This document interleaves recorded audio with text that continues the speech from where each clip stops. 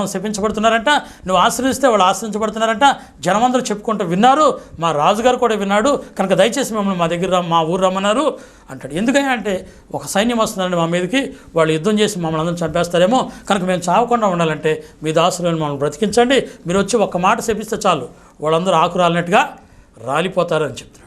అప్పుడు ఈ బిలాం అంటాడు, ఎంత చక్కగా చూడండి, బైబిల్ రాస్తుంది ఏమంటాడంటే, అయ్యో నేను అంటలేదయ్యా, దేవుడు ఏది చెప్తే నేను అది చేస్తున్నాను అంతే. దేవుడు ఎవరిని శపించమంటే అలా శాపం జరుగుతుంది, నేను ఎవరిని ఆశ్రయిస్తున్నానంటే దేవుడు ఆశ్రయించమంటున్నాడు, ఆశ్రయిస్తున్నాను. అది ఏదైనా దేవుని ద్వారా జరుగుతుంది ఈ కార్యం అంతే. కేవలం నన్ను నిలబెట్టుకుని దేవుడు తను పని చేసుకుంటున్నాడు, నేను కేవలం రిక్తుడను, నేను కేవలం మానవుడు మాత్రమే. ఈ కార్యాలన్నీ ఎలా జరుగుతున్నాయంటే దేవుని ద్వారా జరుగుతున్నాయి, నా వల్ల కాదన్నాడు. మరి ఎలాగండి దీని పరిష్కారం అంటే, సరే దేవుడిని అడుగుతాను, మీరు చెప్పారు కదా అడుగుతాను, ప్రార్థన చేస్తాను అన్నాడు. సరే వెళ్ళి ప్రార్థన చేస్తుంటే కొద్దిసేపు ప్రార్థన చేసిన తర్వాత దేవుడు అన్నాడంట, వెళ్ళవద్దు అన్నాడు. రాజుగారు రమ్మంటున్నారండి, మరి వెళ్ళమంటారా అని అడిగితే ప్రభు అన్నాడు, వెళ్ళవద్దు. అంత మాత్రం కదా, క్లియరెన్స్ చేశాడు. వాళ్ళు రాజు లేని గొర్రెలు, కాపర్ లేని గొర్రెల్లాగా ఉన్నారు. అంటే ఆ సమయంలో దావీదు లేని సమయం అనమాట. ఆ సందర్భంలో వాళ్ళు నాశనం చేసేవాడు కాదు, వాళ్ళ దారిని వాళ్ళు పోతున్నారు, కాపర్ లేని గొర్రెల్లాగా వెళ్ళిపోతున్నారు. నువ్వు వెళ్ళి శపించొద్దు అని చెప్తే వెళ్ళొద్దు అని చెప్పాడు దేవుడు. వచ్చి చెప్పాడు, బాబు దేవుడు వెళ్ళొద్దు అన్నాడు, నేను రాను అని చెప్పాడు. ఎంత ఖచ్చితమైన దైవజనం చూడండి. వెళ్ళి చెప్తున్నారు, రాజా ఆయన రానన్నాడండి. ఎరా మీరు చెప్పడం కుదరలేదా, ఏమైనా డబ్బు తక్కువ ఇస్తానా, రాజుగారిని కదా పిలిచింది, నా మాట కూడా మీరు చెప్పలేకపోయారా, చేతగాని దద్దమ్మలు అంటాడు. ఇంతకంటే మాటకారులను పంపించాడు, బాగా చెప్పగలిగిన వారిని మాటకారులు పంపించాడు, చాలా డబ్బిచ్చి పంపించాడు. వాళ్ళు వచ్చి దైవజనుడా ఇది సంగతి మా రాజు రమ్మంటున్నాడు. చెప్పాడు, నాయన దేవుడు వెళ్ళొద్దని నేను వెళ్ళలేను, నేను వచ్చిన నా వల్ల ఏం జరగదయ్యా, దేవుని చిత్తంలోకి నేనేం చేయలేనయ్యా, దేవుడు వద్దన్నాడు కనుక నేను రాలేను అని చెప్పాడు. వాళ్ళు మాటలు అంటే ఎంత తీగా చెప్పారో, ఎంత చక్కగా చెప్పారో, వాళ్ళ మాటలో పడి మళ్ళీ అడుగుతానాగా అని వెళ్తున్నాడు. రెండోసారి మళ్ళీ వెళ్ళి దేవుడిని అడుగుతున్నాడు. అంటే కొంతమంది మాటకారులు నీ మార్గాన్ని తప్పిస్తారు, జాగ్రత్త. వాడు ప్రాస్టర్ వేషం వేసుకుని ఉండొచ్చు, లేకపోతే క్రైస్తవుడు అయి ఉండొచ్చు, ఎవరైనా చూడండి, వాళ్ళు నేను తప్పుదారిలో నడిపించడానికి లాలన్న మాటలు అంటాడు.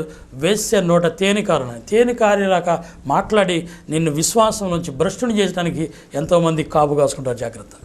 ప్రేమని సోదరుడా, నీ భక్తి జీవితాన్ని పతనం చేసి నిన్ను నాశనం చేయడానికి ఎంతోమంది వేషం వేసుకుని రావచ్చు నీ దగ్గరికి. నీ భక్తి నువ్వు కాపాడుకోవాలి. బిలాంలాగా మాటలు పడిపోయాడు బిలాం, ఆ మాటల్లో పడిపోయాడు. మళ్ళీ వెళ్ళి దేవుడిని అడుగుతున్నాడు, వెళ్ళమంటావు నాయన అని. ప్రభు అన్నాడు, వెళ్ళు అన్నాడు. ఏమన్నాడండి, వెళ్ళు. ఇందాడు వద్దన్నాడు కదా, వెళ్ళమని చెప్పింది దేవుడు మరలా అంటున్నాడు. ముందే చెప్పాడు, క్లియర్గా అర్థమయ్యేదో చెప్పాడు. వాళ్ళు కాపర్లేని గొర్రెలా ఉన్నారు, వెళ్ళవద్దు, వాళ్ళు ఎవరికి హాని చేయరు అని స్పష్టంగా చెప్పాడు. వీడి మాటలకు విని దేవుడిని అడిగాడు. దేవుడు అన్నాడు, సరే వెళ్ళు అన్నాడు. అంటే వాడు సరదా నీ సరదా తీరదులు అన్నట్లు. వెళుతున్నాక ఏం జరిగిందంట, గాడిద ఎక్కాడు, కత్తి పట్టుకుని, అనేది కత్తి లేదు కదా, పాస్టర్ గారి కత్తి ఎక్కడ ఉంటుంది, బైబిల్ చేత పట్టుకున్నాడేమో, గాడిద ఎక్కి వెళ్తున్నాక ఏం జరిగిందంట, దేవుడు దూతను పంపించాడంట. కత్తి తీసుకుని ఆ దైవజనుడు నరకపోయిందంట. 3 మార్లు తప్పించిందంట గాడిద. దేవునికి స్తోత్రం, హల్లెలూయా. 3 సార్లు గాడిద తప్పించింది. మరోసారి నరకపోతుండగా దూత ఏం చేస్తున్నాడంట, సందులో పడి వెళ్ళిపోతున్నాడు. సందులో పడి వెళ్తుండగా సందు ఎదురుగుండా నిలబడిపోయింది గాడిద. నిలబడి ఎదురుగుండా దూత రాగానే ఈ సందులో తిరగటానికి ఖాళీ లేక ప్రక్క తిరగబోయేటప్పటికంట ఆ ప్రక్క గోడ, ఈ గోడకి కాలుకి లేకపోతే తన గాడిదకున్నటువంటి స్థానంలో ఇరికిపోయి నరిగిపోయి తను అబ్బా అంటున్నాడు, అబ్బా నా దగ్గర కత్తున్నట్లది గాడిద, నేను చంపేసేవాడిని అంటున్నాడు. వెంటనే గాడిదకు స్వరం ఇచ్చాడు దేవుడు. దేవునికి స్తోత్రం, హల్లెలూయా. గాడిద మాట్లాడుతుంది, ఏమని, దైవజనుడా ఎన్నడైనా నేను నీ మార్గం తప్పి తిరిగానా, నీకు వ్యతిరేకంగా ఎప్పుడైనా నడిచానా, ఎందుకు నన్ను చంపని ఉద్దేశించావంటది. వెంటనే దేవదూత మాట్లాడుతుంది, నేను చంపబోయాను, ఈ గాడిద 3 మార్లు నేను రక్షించింది. ప్రభునందు దేవుని బిడ్డలారా, గొప్ప దైవజనులు సైతం ఈ రోజుల్లో మాటలు పడిపోతున్నారు. అనేక రకాల పాప మాటలు, సొంత కుటుంబాలు నేను విన్నప్పుడు చాలా బాధ కలిగేది. సొంత భార్యను బిడ్డలు విడిచిపెట్టి వేసితో కలిసిపోయి ఈయన పాస్టర్తో ఉంటూ, అబ్బా ఎంత దారుణం. ప్రియమైన దేవుని బిడ్డలారా గమనించండి, యేసు ప్రభువును ఏ శిక్ష విధి లేదనుకుంటున్నావేమో, ఒకవేళ తీర్పు ఉందని జాగ్రత్త. దేవునికి స్తోత్రం, హల్లెలూయా. దేవుని బిడ్డలారా, యేసు ప్రభు నీతిమంతుడు లేడు, ఒక్కడు లేడు, నువ్వు పాపంలోని బ్రతకమని దేవుడు నన్ను రక్షించలేదు. పాపం నుంచి విడిపించడానికి దేవుడు మనలోకి వచ్చాడు. ఒకప్పుడు పాపి లేడు గనక, నీతిమంతుడు లేడు గనక, నీతిమంతుడైన దేవుడు మన కొరకు వచ్చి మన పాపమంతుడిని క్షమించి మన నీతిమంతులుగా చేశాడు. నీతిని కొనసాగించాలి, నీతిమంతులుగా మనం జీవించాలి తప్ప అన్యాయానికి వారసులుగా ఉండకూడదు. మనం నీతికి వారసులుగా మనం జీవించాలి. బిలాము తీయటి మాటలకి వెళ్ళిపోయాడు. అందుకే ఇక్కడ అంటున్నాడు కదా, అయ్యో బిలాము నడిచినట్టు నడుచుకుంటున్నారు కొంతమంది, కోరాహు నడిచినట్టుగా నడుచుకుంటున్నారు అంటున్నాడు. ఇంకా చేసినట్లయితే వారు ఏమవుతున్నాడు, నిర్భయంగా ఉన్నారు, బిలాములాగా నడుచుకుంటున్నారు, ఆతురతో పరిగెడుతున్నారు. వాళ్ళు ఎలా ఉన్నారంటే మార్గం తప్పించి తిరిగే చుక్కల్లాగా ఉన్నారు. వాళ్ళు నడుచుకుంటే పోవటమే కాదు, వాళ్ళని బట్టి అనేకులు తప్పుదారులకు వెళ్ళిపోతున్నారు. పాస్టర్ గారే ఎలాగుంటే విశ్వాసులంతా ఎలా తిరుగుతున్నారు? ప్రేమని సోదరుడా, ఒక క్రైస్తవుడు తప్పుదారులు నడుచుకుంటున్నప్పుడు మిగతా వాళ్ళు చూస్తున్నాను, నేను వెళ్తే పర్వాలేదులే, ఇది ఆదివారం మానేస్తే పర్వాలేదులే, ఈ తప్పు చేస్తే పర్వాలేదులే. జాగ్రత్త దేవుని బిడ్డ, బిలాము నడిచిన మార్గంలో నడవద్దు. లేకపోతే ఇంకా చూసినట్లయితే కయ్యూరు నడిచిన మార్గంలో నడవద్దు. దారి తప్పి తిరగొద్దు. వాళ్ళ గురించి అంటాడు, నిర్జల మేఘాలు, మేఘాలే, వర్షించలేని మేఘాలు. ఎన్ని మేఘాలు ఉంటే ఉపయోగం ఉందండి? వర్షం పడాలి దానిలోంచి. భూమి సారవంతమైన పంట పండాలంటే వర్షం పడాలి.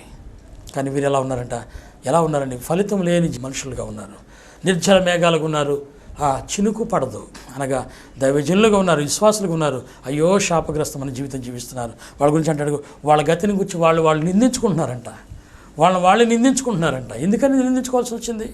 దేవుడు కలిగిన నీవు, సర్వాధికారి అని దేవుని కలిగిన నీవు, సర్వశక్తి గల దేవుడు కలిగిన నీవు, ఎందుకు నాకు ఈ బాధలు వచ్చినాయి, ఎందుకు నాకు ఈ కష్టాలు వచ్చినాయి, ఎందుకు నువ్వు నిందించుకుంటున్నావు? సముద్రంలో అలలు ఎలా అయితే పైకి లేస్తున్నాయో అలాగే నీవు హృదయం ఉంది కాదు, మైళ్ళమంతా కూడా లేపుకుంటూ అలలు వస్తున్నట్లుగా, ప్రచండమైన అలలుగా తాము అవమానాన్ని నిరూకక్కినటువంటి స్థితిలో అయ్యో దిగుల్లో క్షీణించిపోతున్నావు. దానికి కారణం ఏంటి తెలుసా? తప్పుదారిలో ఉన్నావు, తప్పుదారిలో తిరుగుతున్నావు. కాదు, నువ్వు ఎలా ఉండాలి తెలుసా? జ్ఞానులను నడిపించిన చుక్కలాగా, నక్షత్రంలాగా. జ్ఞానులు ఆ స్థలానికి వచ్చేంతవరకు ఆ నక్షత్రం వారిని యేసు దగ్గరికి వచ్చేంతవరకు వారిని ముందుగా నడిచింది. ప్రియమైన క్రైస్తవుడా, సోదరుడా, ఓ పాస్టర్ గారు, ఓ ఫాదర్ గారు, నా అన్న తమ్ముడా, నేను చెప్పట్లేదు, అదిగో నా ప్రభు నాలో చెప్పిస్తున్నారు ఈ గ్రంథం మాటలో. నువ్వు దారి తప్పి తిరిగితే నువ్వు తిరగటమే కాకుండా అనేకులు దారి తప్పిపోతున్నారు. దేవుని ఉగ్రత నీ మీద రాకముందే మార్గాన్ని విడిచిపెట్టు, చెడు మార్గాన్ని విడిచిపెట్టి సత్య మార్గంలో నడుచుకో. దేవుడు నిన్ను సర్వదా ఆశీర్వదిస్తాడు. దేవుని వాక్యం ఉంటుంది, నక్షత్రము ఉదయించింది, నక్షత్రం దేవుని దగ్గర నడిపించింది. నువ్వు ఒక నిజ నక్షత్రంగా ఉండాలని దేవుడు కోరుతున్నాడు. ప్రార్థన చేసుకుందాం. మహాగరుడైన తండ్రి, ఆశ్చర్యకరుడైన ప్రభువా, సర్వశక్తి గల దేవా, మీకు వందనాలు స్తోత్రాలు. మా ప్రభువా, యూదయ బెత్లెహేంలో నీవు జన్మించిన మరుక్షణమే ఒక నక్షత్రం ఉదయించింది, జ్ఞానులను నడిపించింది. ప్రభువా, మీకు స్తోత్రం. అలాగే మేమందరం కూడా అనేకులను నీతి మార్గంలో మేము నడుచుకుంటూ అనేకులు త్రిప్పగలిగిన వారంగా మేముంటే ఆకాశ నక్షత్రాల్లాగా నిరంతరం ప్రకాశిస్తామని చెప్పాము. అలాగను జీవించగలగటానికి మీ బిడ్డలకు మా అందరికీ శక్తినిస్తామంది కొరకు స్తోత్రం. పరిశుద్ధాత్మ సహవాసాన్ని మీరు మాకు అనుగ్రహించినందుకు వందనాలు. మీ ఆత్మ మమ్మల్ని సర్వసత్యంలో నడిపిస్తుంది, అందుని బట్టి స్తోత్రం. నాయన, మరికొంతమంది తెలియక ప్రభువా లాలన మాటలు విని బిలాము తప్పుదారిలో నడిచిపోయినట్లుగా, తనకు తోచినట్టుగా నడుచుకుని కయ్యోను శాపగ్రస్తుడైపోయినట్లుగా అదే దారిలో వెళ్ళి అయ్యో వారి జీవితంలో దేవుని కలిగి ఉండి కూడా శాపకరమైన జీవితాన్ని జీవిస్తున్న మా ప్రియులు ఈ క్షణమందే వారు కన్నులు తెరవబడినట్లుగా పరిశుద్ధాత్మ దేవ మీ కార్యం మీరు జరిగించి వాక్యానుసారమైన జీవితం బిడ్డలు జీవించడానికి సహాయం చేయమని, నిజ క్రైస్తవులుగా ఈ లోకంలో జీవించడానికి సహాయం చేయమని, మీ నామానికి మహిమయు ఘనత మీరు పొందుకొనమని మా ప్రియ రక్షకుడైన యేసు ప్రభు నామమున స్తుతించి ప్రార్థించి బ్రతిమాలు వేడుకొంచున్నాను తండ్రి. ఆమేన్. తండ్రి దేవుని ప్రేమ, యేసయ్య కృప, పరిశుద్ధాత్మ సహవాసం మనందరినీ ఆ రీతిగా సర్వసత్యం నడిపించి దీవించి ఆశీర్వదించునుగాక. ఆమేన్. Thank you. వందనాలు. షాలోము రాజా, సర్వాధికారి నీవే, సైన్యములకధిపతివి నీవే. షాలోము రాజా. Address pastor V Solomon Raju గారు, సర్వాధికారిని యేసుదేవుని ప్రార్థన మందిరం, పెద్ద కోమరు, ముదినేపల్లి మండలం, కృష్ణా జిల్లా. మా సెల్ ఫోన్ నెంబర్ 9952221161. మరొక నెంబరు 9951876751.